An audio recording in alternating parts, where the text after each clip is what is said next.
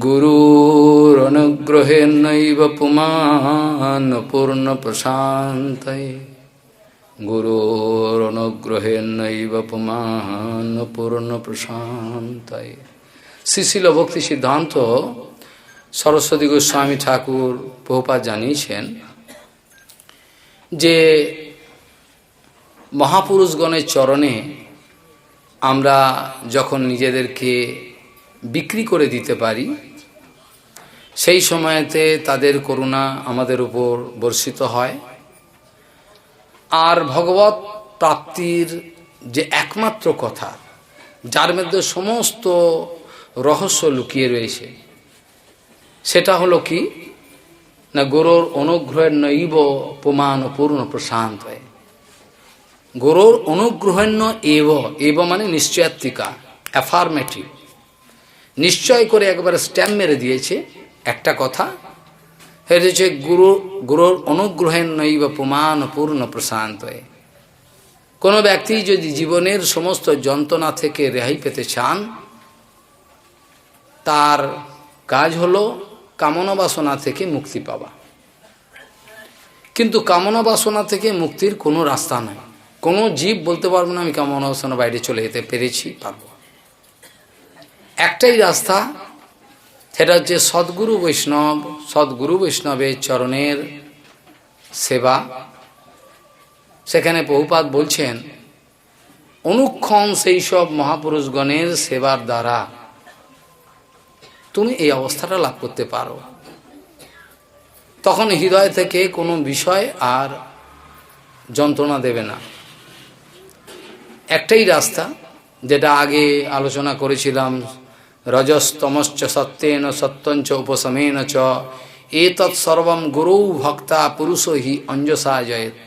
প্রকৃতি জয়ের এত ইজিয়েস্ট প্রসিডিওর আর নাই। সবচেয়ে সোজা পদ্ধতি হলো এটা। যত মারামারি করবে, ধ্যান করতে যাবে, হিমালয়ে লাত খাবে, চলে আসবে, কিছু করতে পারবে না। কত ব্যক্তি চেষ্টা করেছে, সাকসেসফুল হতে পারেনি। কেউ কেউ কিছু সাকসেসফুল হয়েছে, আবার তাদের পীড়া দেখা দিয়েছে। কিন্তু সেই মহাপুরুষগণ যাদের হৃদয়েতে কৃষ্ণ বসে রয়েছেন, তাদের যদি গুণগাথা, তাদের যদি সেবা, তাদের যদি গুণগাথা উচ্চারণ করা হয়, শ্রুতস্ব পুংসাম সুচির সমস্য নাঞ্জ শাশুড়ির ভিড়িত অর্থ তত্তৎ গুণানুশবনম মুকুন্দ পদারবিন্দ হৃদয়েশু যেশম। ভাগবত বলছেন, শ্রুতস্ব পুংসাম সুচির সমস্য, শ্রুতি স্মৃতি আদি বেদ বেদান্ত যা কিছু তুমি দীর্ঘকাল ধরে অধ্যয়ন উদ্ধাপনা করে, শ্রুতস্ব পুংসাম সুচির সমস্য, সুচির দীর্ঘ সময় ধরে তুমি পরিশ্রম দিলে, সাধ্যায় অধ্যায় নিরুদ্ধায়, তোমার অধ্যাবসায়ের শেষ নেই। কিন্তু এত যে একটা প্রচেষ্টা, এত কষ্ট করলে, তার দ্বারা তুমি যে জিনিস প্রাপ্ত হতে চাও, ইজ দেয়ার এনি গ্যারেন্টি? ওখানে কোনো গ্যারেন্টি আছে? নাও পেতে পারে, যদি ভুল হয়। কিন্তু শাস্ত্র গ্যারেন্টি দিয়ে দিচ্ছে। কখন?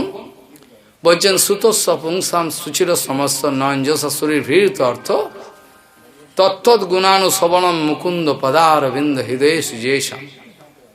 যে সমস্ত মহাপুরুষগণের হৃদয়েতে মুকুন্দের চরণার বিন্দ কারারুদ্ধ হয়ে রয়েছে, মুকুন্দকে বেরোতে দেন, হৃদয়েতে প্রেমের দ্বারা যাদেরকে একেবারে বন্ধন করে রেখেছে, সেই সব মহাপুরুষ সাধুগুরু বৈষ্ণবের কথা যদি, তাদের গুণগান যদি তুমি করো, তাহলে যেটা অত কষ্ট করে তুমি পাবার কথা ছিল, সেটা পাবে কি পাবো না গ্যারেন্টি নেই, এটা অনায়াসে পেয়ে যাবে।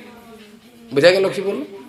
শ্রুতস্ব পুংসাম সুচির সমস্য নয়ঞ্জসা শরীর ভিড়িত অর্থ তত্তৎ গুণানুশবনম মুকুন্দ পদারবিন্দ হৃদয়ে সুজেশাম।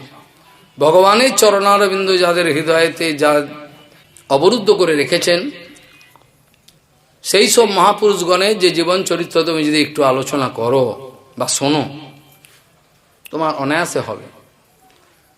সেই জন্য এটা ভজনের একটা ফর্মুলা, বারবার বলা হচ্ছে, যদি কেউ ভজনে উন্নতি চায়, সেই যেন কোনো গুরু বৈষ্ণবের নকল না করে। করতে গেলে কিন্তু মরবে। তাকে কি করতে হবে? পুনঃ পুনঃ গুরু বৈষ্ণবের চরিত্র শুনতে হবে। শ্রীল ভক্তিবল্লভ তীর্থ গোস্বামী মহারাজ যতদিন সুস্থ ছিলেন একটাই কথা বারবার বলছে, তোমরা যদি বাঁচতে চাও বেশি বাহাদুরি করো না, পুনঃ পুনঃ তোমরা গুরু বৈষ্ণবের চরিত্র শ্রবণ করো। যত তুমি গুরু বৈষ্ণবের জীবন শুনবে, একটা বিশুদ্ধ আচরণশীল গুরু বৈষ্ণবের যে আচরণ দেখলে বক্ষটা ফেটে যাবে। এত কষ্টের মধ্যে এরমভাবে আচরণ করেন যেন কোনো রকম, এখন আমাকে কেউ দেখলো না, এখন তো কেউ দেখেনি, জানাম ভেঙে দে নিয়মটা। কাঁচা লোক কী করে, এখন তো কেউ নেই সামনে, কে দেখতে আসছে, একটু খারাপ কাজ। কিন্তু শুদ্ধ বৈষ্ণবরা তা করেন না, সম্পূর্ণ নির্জনে যেরকম আচরণ করবেন, তোমার সম্মুখে লক্ষ্য ব্যক্তির সামনে একে, তাদের দুরকম আচরণ নাই। আজকে কেউ দেখছে না, আজকে আমি ভেঙে ফেলি নিয়ম, এটা নয়। এরকম খালি গুরু বৈষ্ণবের খালি জীবন গাথা, জীবন চরিত্র যদি শ্রবণ করে কেউ পুনঃ পুনঃ, তাহলে তার হৃদয়ের ময়লা তত বেশি কেটে যাবে। আর সে অবস্থায় ভক্ত, ভক্তি, ভগবান, তিন, এই সমস্ত যে বিষয়, এগুলো সব এক লেভেলে আছে। আজ আমার গুরুপাদ পদ্মের তিরোভাব তিথি উপস্থিত হয়েছে। আপনারা হয়তো বলবেন, আপনি কেন গুরুপাদ পদ্ম বলছেন? আপনার তো গুরুপাদ পদ্ম ছিল ভক্তি প্রমোদ পুরী গোস্বামী মহারাজ। কিন্তু গুরুতত্ত্ব যারা অনুভব করেছেন তারা এ ধরনের সংকীর্ণ মনোভাব নিয়ে গুরুতত্ত্ব আলোচনা করেন না। আজ আমি সত্যিই বলছি, আমার গুরুপাদ পদ্ম শ্রী ছিল ভক্তি বেদান্ত বামন গোস্বামী মহারাজের আর তিরোভাব তিথি, আজ আমার বেঁচে থাকার কথা ছিল না, কিন্তু আমার হৃদয় নেই, তাই আমি এই বিরহতে এখানে নির্লজ্জের মতো বসে আপনাদের সঙ্গে কিছু আলোচনা করছি। কিন্তু তিনি চলে গেছেন। আপনারা বলবেন যে আপনার গুরুপাদ পদ্ম নয়, কিন্তু বৈষ্ণব বাস্তবিক সিদ্ধান্ত হলো এই, গুরুতত্ত্ব অখণ্ড তত্ত্ব। গুরুতত্ত্বকে খণ্ড খণ্ড করবার কোনো নিয়ম নাই। গুরুতত্ত্ব অখণ্ড তত্ত্ব। নিত্য জগৎ থেকে সেই সব মহাপুরুষরা, বলরামই বিভিন্ন রূপ ধারণ করে জগতে আসেন, বদ্ধজীবকে উদ্ধার করবার জন্য তারা নেমে আসেন। সাধু গুরু বৈষ্ণবরা যারা ঠকাচ্ছেন সাধু বেশ নিয়ে, তাদের কথা আমি বলছি না, আমি কোনো তর্কই যাচ্ছি না। বাস্তবিক হিসাবটা হলো এই যে অপ্রাকৃত জগৎ থেকে বলদাওজি মহারাজ বিভিন্ন রূপ ধারণ করে নিত্যানন্দ বলরাম এই জগতে অবতীর্ণ হন। গুরুতত্ত্ব অখণ্ড তত্ত্ব। অনেকে এরকমও বলেন, হরিকথাটাকে বিভিন্ন ভাগ করেন, ওনার হরিকথা শুনবে না, আমার গুরুমারে হরিকথা শুনবে, ওর হরি, এরকম বলেন। কিন্তু তারা আসলে তত্ত্ববিদ নয়, তারা জানেন না হরিকথা হলে একটা অক্ষয় সরোবর আছে, সেই অক্ষয় সরোবর থেকে বলরামের ইচ্ছাতে হৃদয়েতে সেই বন্যার মতো সেই হরিকথার যে ধারা, মন্দাকিনী ধারা নেবে আসে। ওরা মূর্খ, ওরা জানে না তার গুরুপাদ পদের মুখে যেটা বেরিয়েছে শ্রীল বামন গোস্বামী মহারাজের মুখেও একই, এটা হরিকথা। যেটা বাস্তব হরিকথা সেটাকে ভাগ করা যায় না। বাস্তব যেটা বামন গোস্বামী মহারাজের মুখে যেটা হতো হরিকথা, হরিকথা ছাড়া অন্য কিছু। আর যদি হরিকথা হয় সেটা অখণ্ড সরোবর থেকে নেমে আসছে ধারার মতো মন্দাকিনী।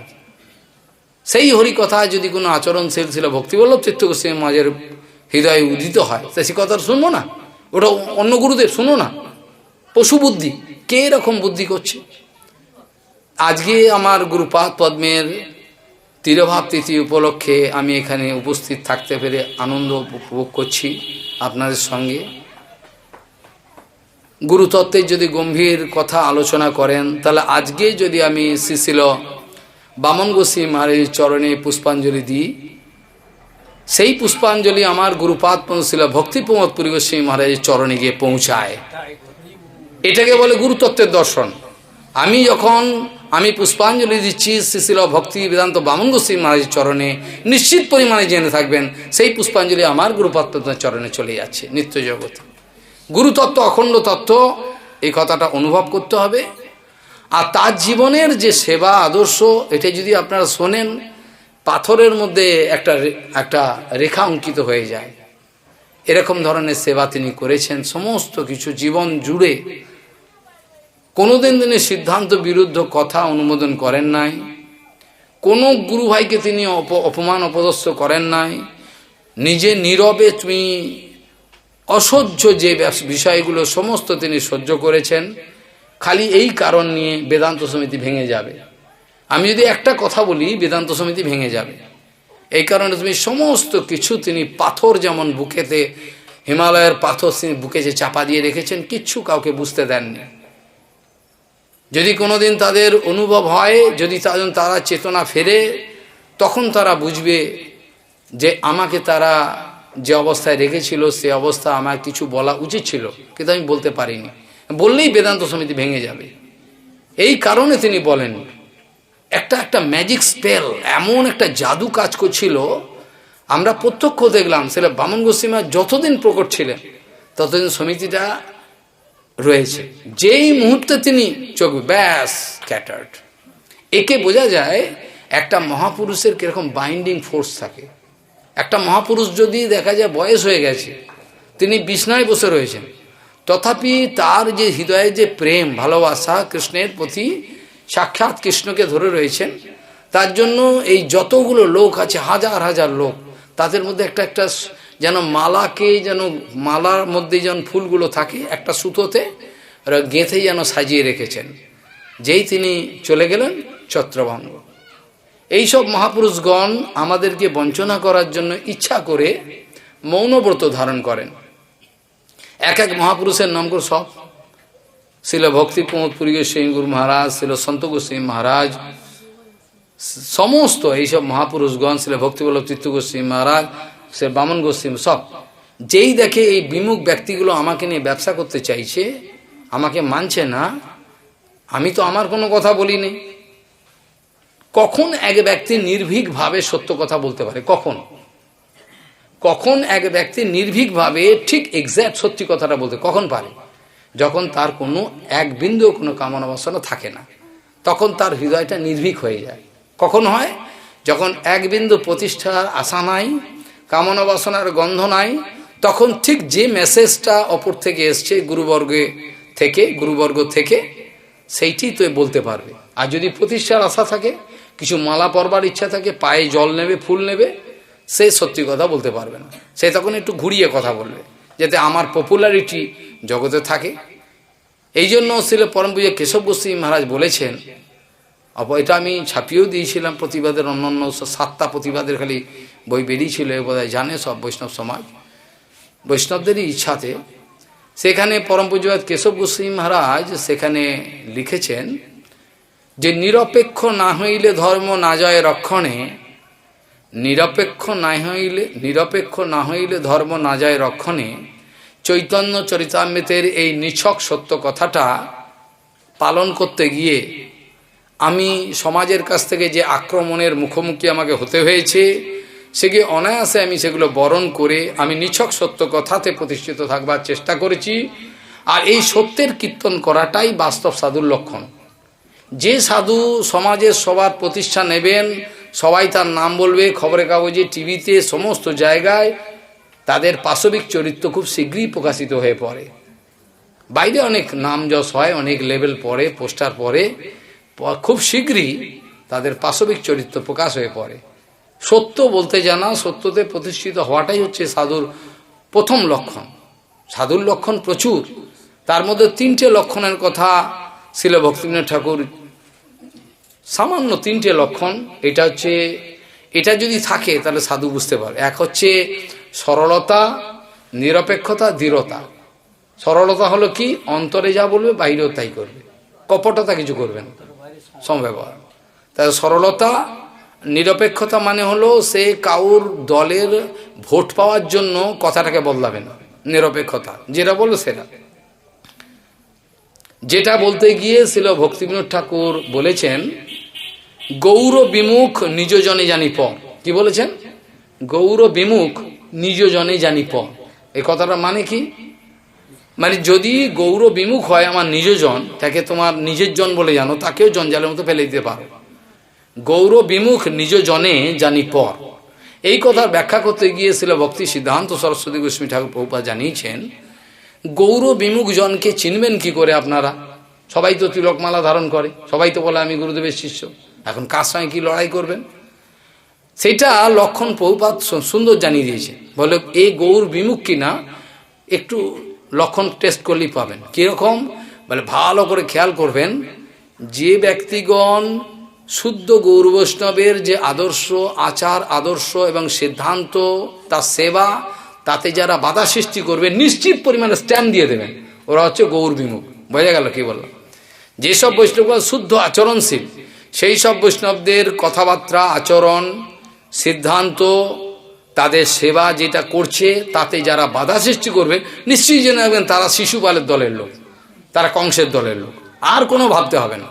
একটা লক্ষণই, যতই বলুক আমি গুরুদেবের প্রিয়, যত জগতের লোক বঞ্চনা করো, তা হাজার লোক লাখ লোক তাকে মালা দিক, জগৎগুরু বলুক, কিন্তু জেনে রাখবেন এখানে সব ফ্রাউড কেস, বঞ্চনা, কিচ্ছু নেই।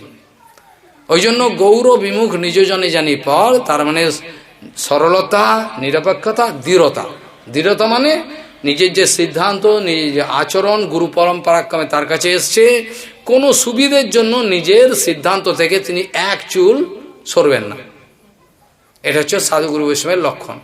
যদি সে সরে যান, ভালো মানুষই প্রমাণ করার চেষ্টা করেন, নিশ্চিত জেনে রাখবেন ভালো মানুষ ভালো তো কিচ্ছু না। ওটা সিদ্ধান্ত ব্যাপারে, আচরণ ব্যাপারে সাধু জগতের এরকম ভালো মানুষের কোনো অর্থ নেই। জগতের লোক যদি এরকম ভালো মানুষ দেখা, কিন্তু এইসব ভালো মানুষের বাস্তবিক কোনো, এই ভজন রাজ্যে কোনো দাম নাই, দাম নাই। সেই জন্য শিল পরম পূজ্য কেশব গোস্বামী মহারাজের যে যত সিদ্ধান্ত, যত আলোচনা, সেগুলো যদি কেউ করে থাকে, শিল বামনদেবের সারা জীবনের যে সমস্ত লেখা, যত আলোচনা, সব কিছু যদি কেউ একটু দেখে, দেখলে এক চুলও পার্থক্য নেই। এতে বোঝা যায় যে তিনি আর গুরুদেব অভিন্ন।